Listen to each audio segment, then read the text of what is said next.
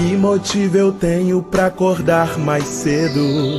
Em pleno domingo, chova ou faça sol. Se não for trabalho ou então diversão, algo que eu faça por obrigação. Eu tenho motivo pra acordar mais cedo. Em pleno domingo, chova ou faça sol. Vou te encontrar na escola dominical, que faz o domingo ser especial. Escola dominical, feita pra mim, pra você. Espaço pra crescer e a Bíblia conhecer, sempre junto com você. Escola dominical, feita pra mim, pra você. Espaço pra crescer e a Bíblia conhecer, sempre junto com você. Que motivo eu tenho pra acordar mais cedo? Em pleno domingo, chova ou faça sol. Se não for trabalho ou então diversão, algo que eu faça por obrigação. Eu tenho motivo pra acordar mais cedo. Em pleno domingo, chova ou faça sol.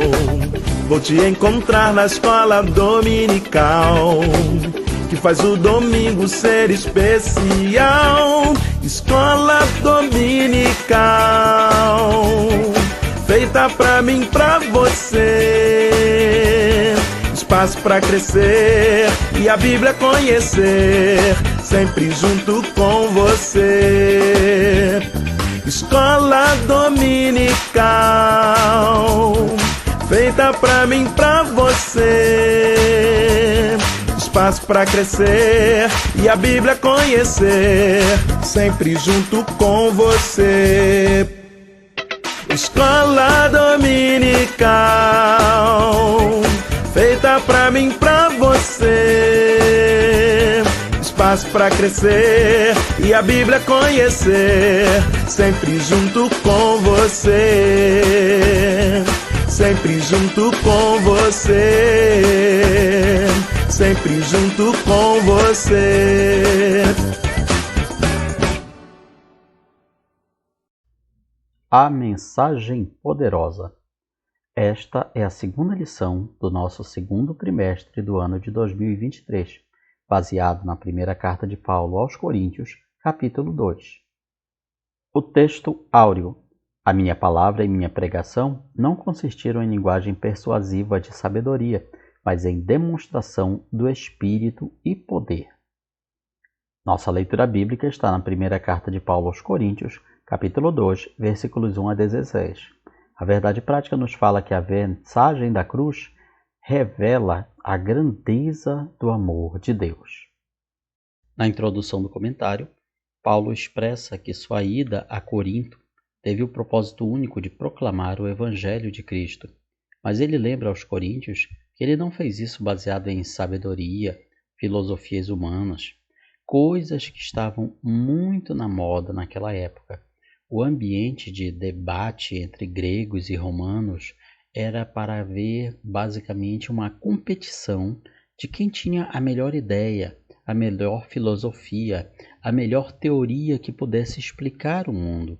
Paulo está deixando claro que ele não foi até lá apenas como mais uma dessas filosofias ou sabedorias humanas, mas ele veio trazer uma mensagem totalmente nova e revolucionária.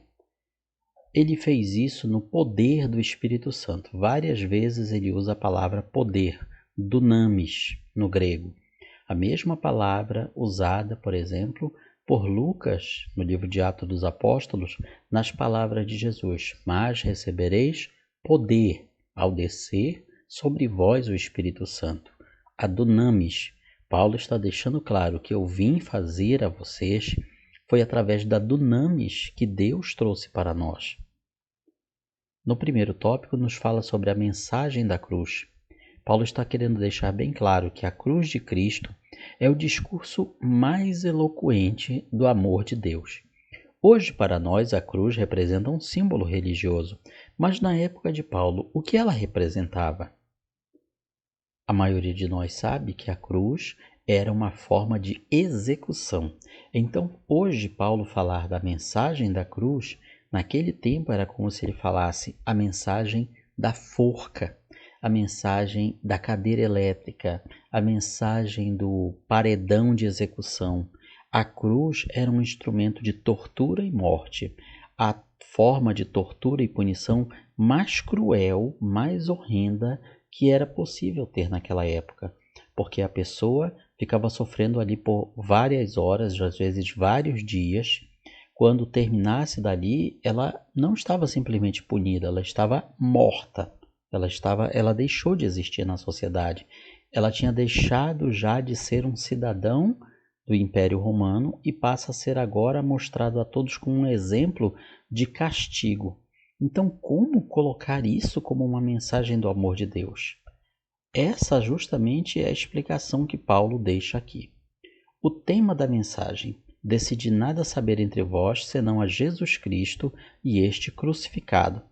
Embora devido à sua formação e preparo, Paulo pudesse debater filosofia com qualquer um, ele decide pregar a mensagem da cruz de Cristo. Paulo era sabedor de que a cruz é a mais poderosa das mensagens, pois mostra sem meias palavras que todos somos pecadores e que precisamos do perdão de Deus. A cruz, na época, ela era um símbolo de execução, de morte, de tortura. A cruz declara que os nossos esforços nada valem para a salvação.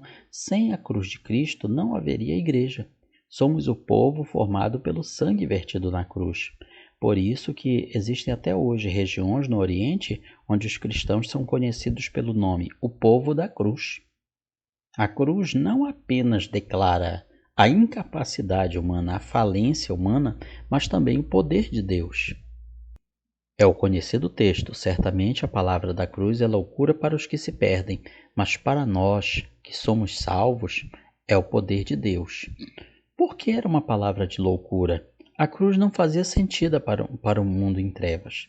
Não fazia o menor sentido de que um instrumento de morte e tortura fosse uma representação do amor de Deus. Não existe ligação alguma entre uma coisa e outra pela lógica humana. Mas foi por meio dela que o Salvador ofereceu perdão aos pecadores. Paulo deixa claro que essa era a sua preocupação: pregar o Cristo, o Messias, o enviado, e não apenas o Cristo, mas o Cristo crucificado, ou seja, Deus em forma humana veio sofrer o castigo que era por todos nós. E ele sofreu esse castigo passando pela pior de todas as mortes que existia na sua época. Isso não fazia o menor sentido, nem para o povo judeu e muito menos para os gentios, que eles não tinham essa ideia de Deus vindo nos resgatar, vindo pagar a nossa dívida, ou seja, o próprio Deus que permitiu que existisse todo esse estado de coisas, que criou as leis pelas quais o ser humano está em falta diante dele, reconhecendo a incapacidade do ser humano de se auto-justificar, de pagar a sua dívida, Deus providencia o pagamento daquela dívida. Só que o pagamento daquela dívida acontece de uma forma muito difícil, de uma forma muito cruel, de uma forma que exige o sacrifício de um inocente. Não devemos e não podemos mudar isso. Longe de ser um apêndice, um extra, a cruz é o ponto central, a essência da pregação cristã. Então, se nós cristãos não entendemos o que é a cruz, não somos verdadeiramente cristãos. A cruz representa a religião verdadeira, a linha vertical na direção de Deus, a ligação entre Deus e os homens, e a linha horizontal na direção dos homens, entre os homens. Graças à cruz de Cristo, podemos nos relacionar bem com Deus e com os homens. Alguém já comparou a cruz de Cristo a uma ponte que cruza o abismo entre Deus e o homem e permite que os homens se relacionem uns com os outros no amor de Deus. Segundo item do primeiro tópico: fundamentos da pregação.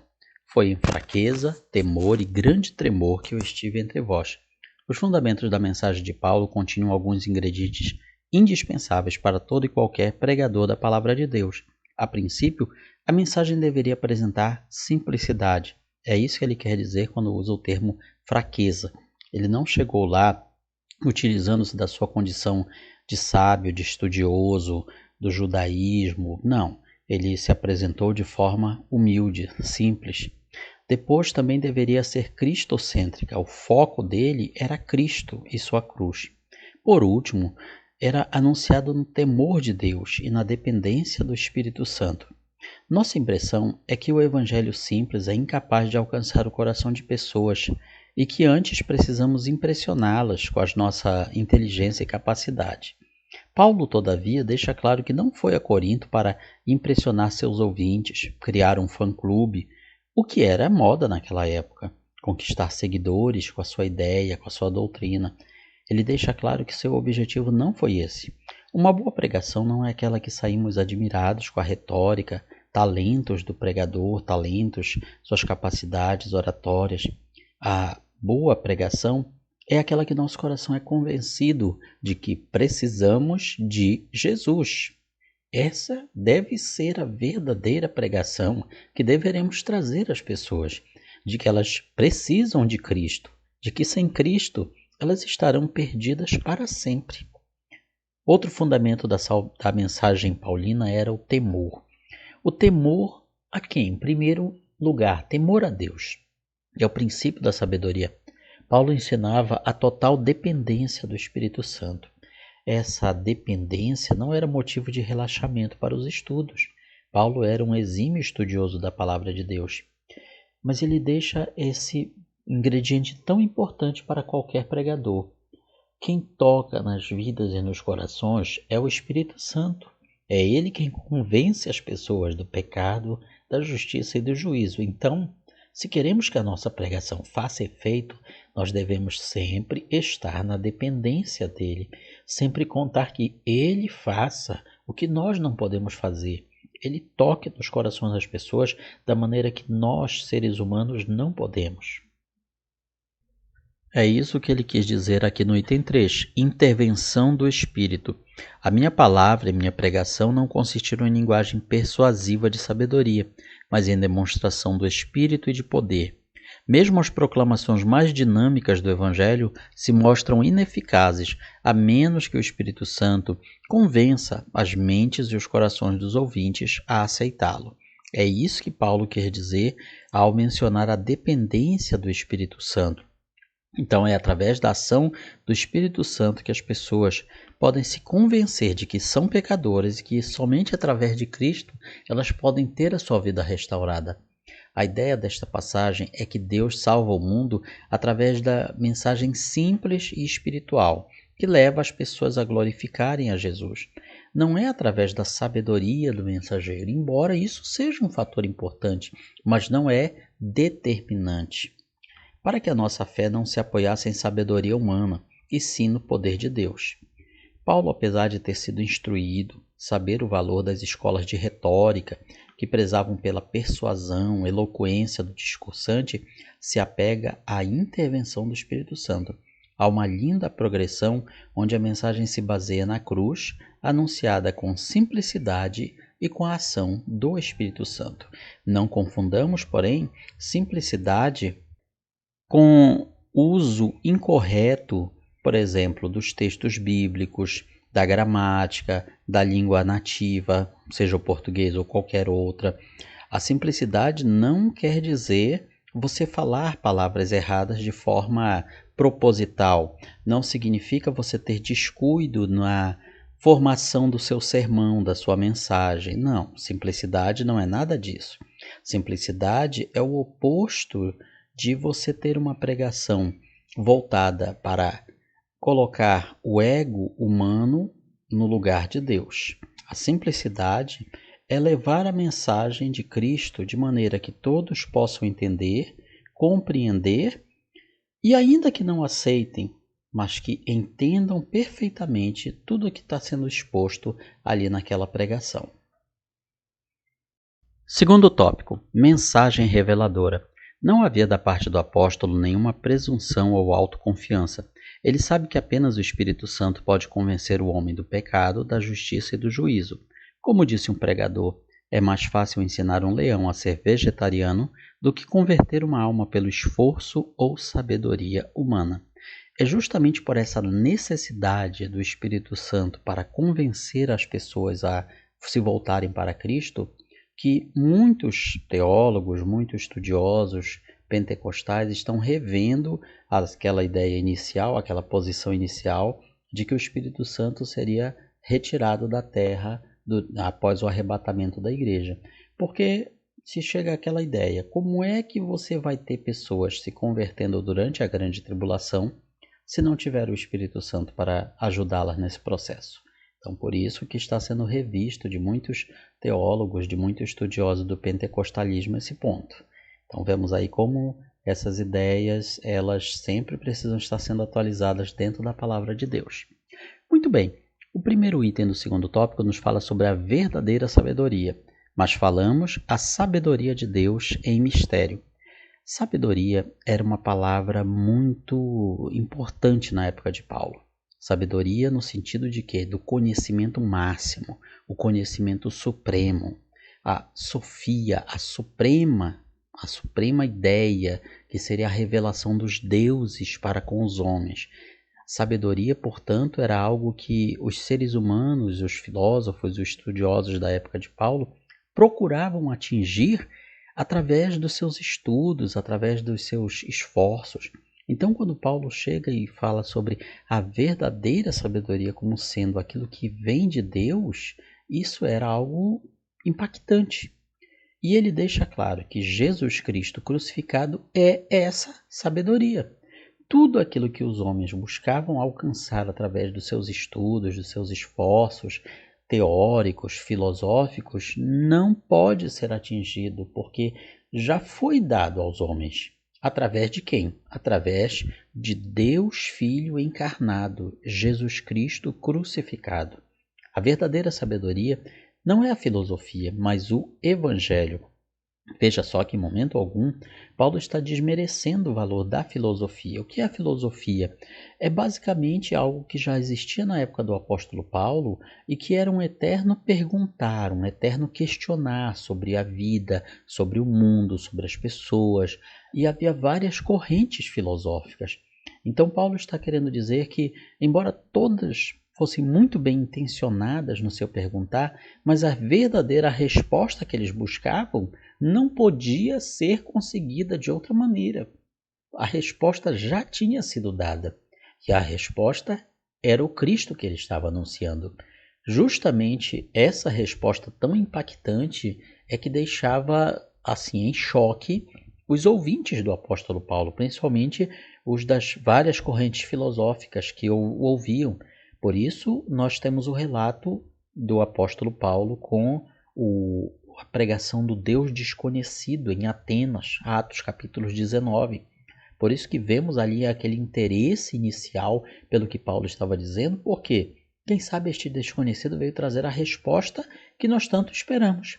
E quando ele lança-lhes a resposta, que essa resposta é Cristo Jesus, Deus homem, encarnado, crucificado, para eles pareceu uma loucura, uma resposta sem sentido, que não se encaixava no que eles buscavam. Então, é isto que Paulo está declarando. A verdadeira sabedoria não é a filosofia, mas o Evangelho. E o que é o Evangelho? É as boas novas, a boa notícia de que Deus nos amou tanto que Ele construiu a ponte para vir até nós. Esse é o resumo do Evangelho. A sabedoria de Deus não está na filosofia humana, mas no Evangelho. A sabedoria de Deus é Jesus Cristo e este crucificado. Ou seja, não apenas Jesus Cristo, não apenas Yeshua, não apenas o Messias, o ungido, o escolhido, o Salvador, mas o Salvador que se entregou de forma humilde e inocente por toda a humanidade. Paulo não está desprezando o valor do estudo secular. Ele está ensinando que o objetivo da mensagem da cruz é alcançado sem necessidade de artifícios ou malabarismos humanos. Ele está deixando claro que todas as perguntas, os estudos humanos não podem chegar à resposta que o homem quer. Ou seja, todo o nosso conhecimento filosófico, científico, ele tem a sua utilidade, sim, para este mundo material, para construir coisas, civilizações, tornar a nossa vida melhor em termos materiais, mas elas não podem dar a resposta espiritual que o homem necessita. É isso que Paulo está querendo dizer. Ele está deixando bem claro que a ciência, como nós entendemos, incluindo a filosofia, as ciências humanas, ela não pode chegar na resposta que somente a fé pode dar. São considerados maduros os cristãos que foram transformados pela palavra de Deus e preferiram se submeter à ação da mensagem genuína. Sim, porque a mensagem do Evangelho ela exige submissão. Você pode até não entender totalmente essa mensagem, como ela funciona, mas aceitar a mensagem. E isso exige fé. Se formos querer aprender a mensagem do Evangelho na sua racionalidade, nós nunca aceitaremos a Cristo, nunca aceitaremos o Evangelho, porque não conseguiremos entender como esse processo tão complexo funciona.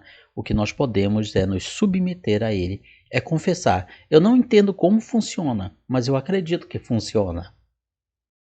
Segundo item, segundo tópico, o mistério revelado. Em mistério outrora oculta, a qual Deus preordenou desde a eternidade para a nossa glória.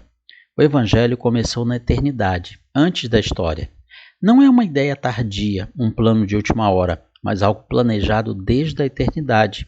A morte de Cristo não foi um acidente, algo que fugiu da capacidade de intervenção divina. A morte de Cristo era algo que já estava nos planos de Deus desde o começo. Por isso que Jesus é chamado de Cordeiro morto desde a fundação do mundo. A mensagem de salvação sempre existiu. Havia um plano divino de enviar o Messias para a salvação do mundo. Entretanto, esta mensagem esteve oculta no Antigo Testamento, retratada sutilmente em algumas passagens. Já no Novo Testamento, esse mistério, Paulo utiliza várias vezes essa palavra, não só em Coríntios, mas em outras cartas, mysterium mesmo, ele é revelado de modo claro e inequívoco para os que crerem. E isso, de uma certa maneira, frustrava os ouvintes judeus de Paulo, pois eles pensavam, como Deus pode ter deixado escondido de nós isso durante tanto tempo? Durante tantos séculos, se revelou aos nossos patriarcas, se revelou de várias maneiras, nos instruiu, nos tirou do Egito, nos deu a lei, e ele não nos mostrou isso de modo claro. Isso, de uma certa maneira, frustrava os ouvintes judaicos de Paulo. Esse também era um motivo da rejeição do Evangelho aos ouvintes judaicos daquela época e é também para os de hoje. Terceiro item do segundo tópico, a ignorância dos sábios. Sabedoria essa que nenhum dos poderosos deste século conheceu, porque se a tivessem conhecido, jamais teriam crucificado o Senhor da glória. Paulo culpa, dessa maneira, as autoridades judaicas e romanas pela morte de Jesus, chamando-as de poderosos. Sim, eles eram poderosos em que sentido? No sentido de que Deus lhes tinha concedido poder e autoridade a nível civil e religioso, mas esse poder os cegou e eles não reconheceram o Salvador quando se apresentou diante deles.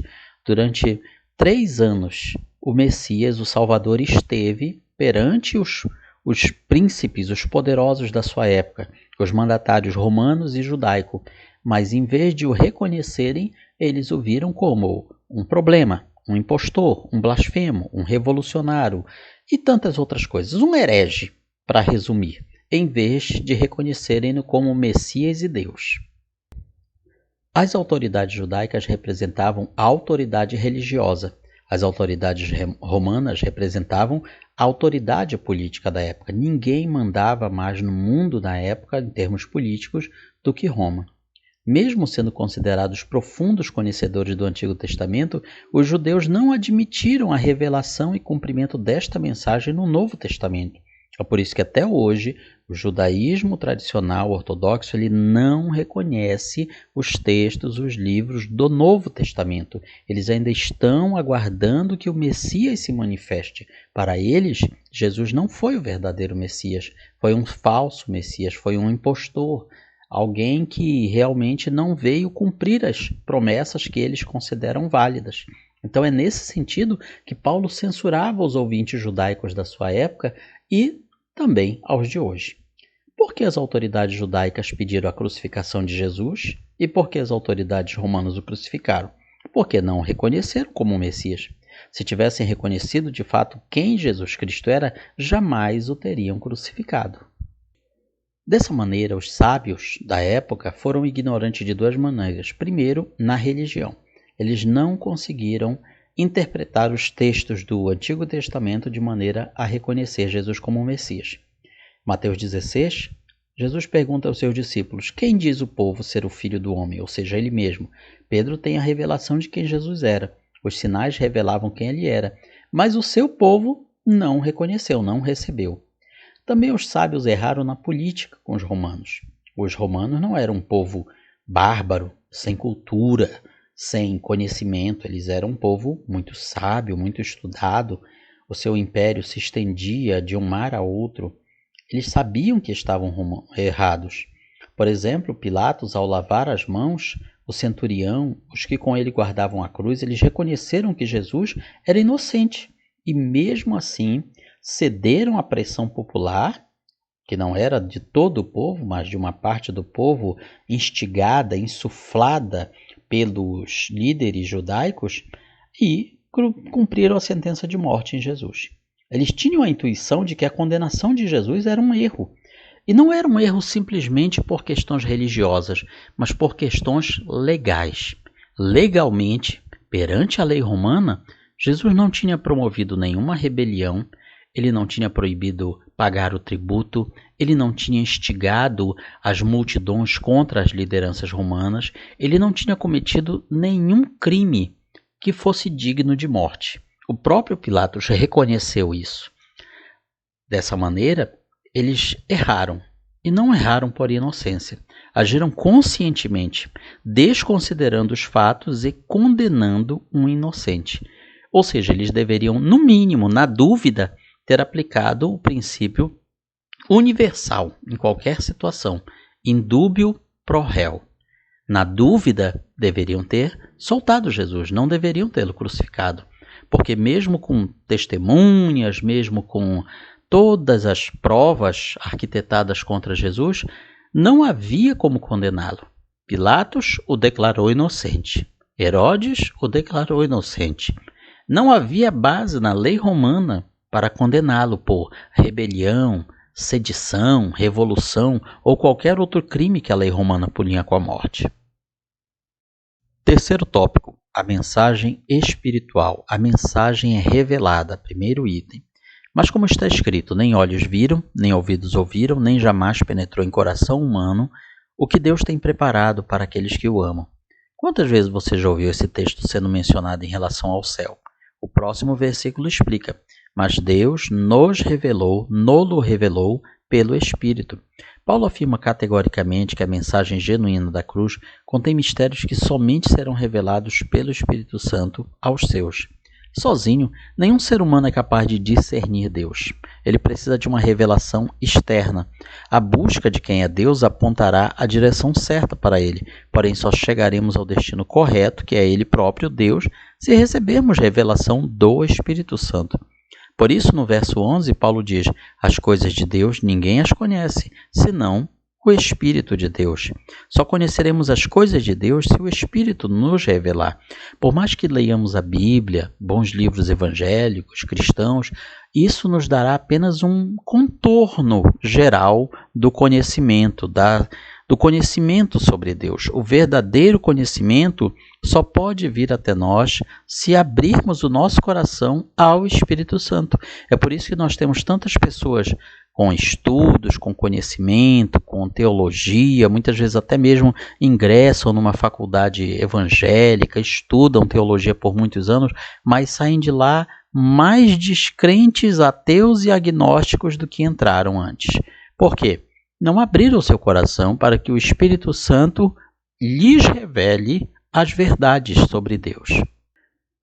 É o que Paulo fala no segundo item. O Espírito ensina. Disto também falamos, não em palavras ensinadas pela sabedoria humana, mas ensinadas pelo Espírito, conferindo coisas espirituais com espirituais. Então, dessa maneira, ele deixa bem claro que o Espírito de Deus ele não é simplesmente uma força, um poder. Ele é uma pessoa, já que ele ensina. O apóstolo Paulo realça o valor do Espírito Santo no ensino da igreja, para que essa possa assimilar a profundidade da mensagem da cruz. A função primordial do Espírito Santo é ajudar a igreja a reconhecer e entender a natureza espiritual da mensagem a ela dirigida. Sem o auxílio do Espírito Santo, o homem não consegue entender o verdadeiro propósito divino em suas variadas circunstâncias. Além disso, quando descartamos esse auxílio, caímos no precipício de ações vazias, interpretações equivocadas em relação à palavra. Este é o grande motivo do crescimento de heresias em nosso tempo, ou seja, as pessoas deixam a orientação do Espírito Santo e começam a dar ouvidos às suas próprias ideias. As pessoas têm deixado de lado o ensino do Espírito, criando fábulas e heresias fundamentadas na sabedoria humana, a qual se opõe à sabedoria divina, que excede todo entendimento. Devemos nos ater à palavra e sempre sob a orientação do Espírito Santo. No terceiro item do último tópico, o homem não entende. Ora, o homem natural não aceita as coisas do Espírito de Deus, porque eles são loucura. Não pode entendê-las, porque elas se discernem espiritualmente. Ou seja, com isso fica muito claro que existem determinadas verdades no cristianismo que não podem ser aceitas pelo homem carnal, o homem natural, o homem que ainda não abriu seu coração para o Espírito de Deus. E por isso, muitas vezes, as pessoas dizem que determinados ensinos cristãos são heresia, são inaceitáveis, são loucura, porque realmente, pela lógica humana, eles serão. Afinal, a ideia de Deus se manifestando em forma humana e vindo não somente nos ensinar como sermos bonzinhos, mas morrer da forma mais cruel que existe para pagar a nossa dívida, isso não é algo que possa ser aceito pela mente humana. Isso não se encaixa no esquema de coisas humano. Não se entende, não se concebe na sabedoria humana como o sacrifício de um homem inocente, mas não qualquer homem, o homem mais perfeito que já existiu. E por que era perfeito? Porque, além de ser homem, ele era Deus. Como esta morte pôde trazer salvação para tanta gente ao longo de tanto tempo? Como isso funciona? Isso não se encaixa na sabedoria humana. Por isso, Paulo deixa claro que isso só poderia ser entendido por aqueles que discernem, que compreendem espiritualmente. E o que é o homem natural? O homem carnal é aquele que ainda não foi redimido. Para estes, o evangelho parece loucura. O homem espiritual é o cristão que é um discípulo de Cristo, é um seguidor de Cristo. Mas não é qualquer seguidor, é um seguidor amadurecido, que tem em si a essência do Espírito e a sabedoria que o faz discernir as coisas de Deus. Aos ouvintes da mensagem é necessária a instrução do Espírito Santo para que essa possa ser entendida.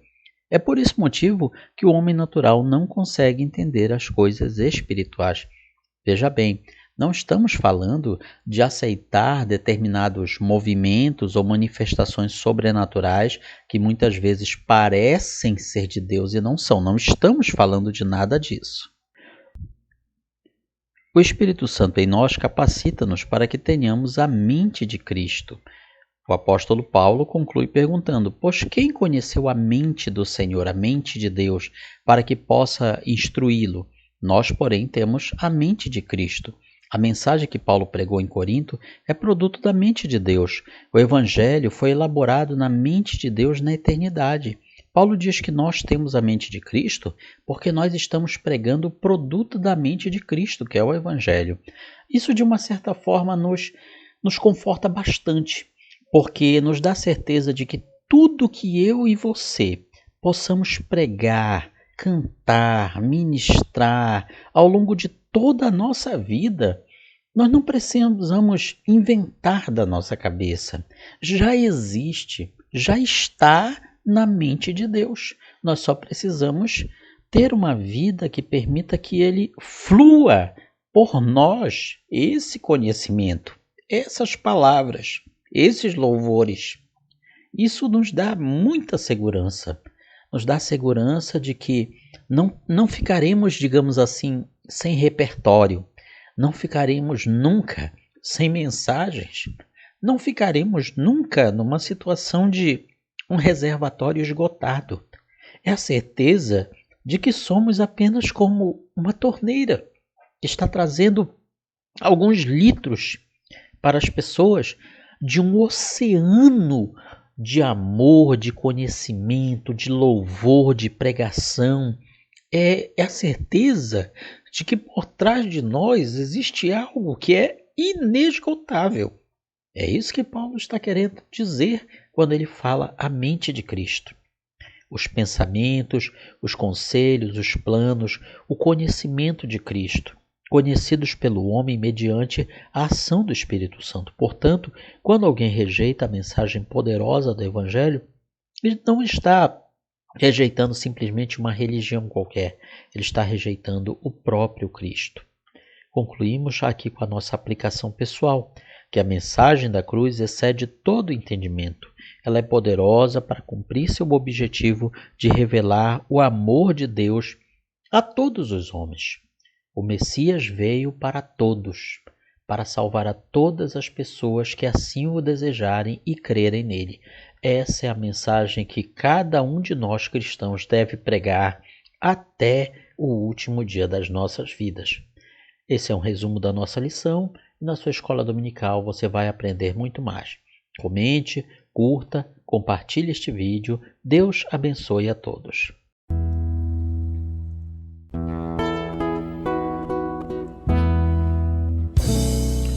Findou-se o tempo de estudo da escola dominical. Boa lição aprendemos do nosso Pai Celestial. Despede-nos, Jesus Cristo, em tua paz e amor, e nos concede para sempre o teu celeste favor. Aos visitantes e amigos agradecemos também. Que a paz de Deus reine em todos e até domingo que vem. E até domingo que vem. E até domingo que vem.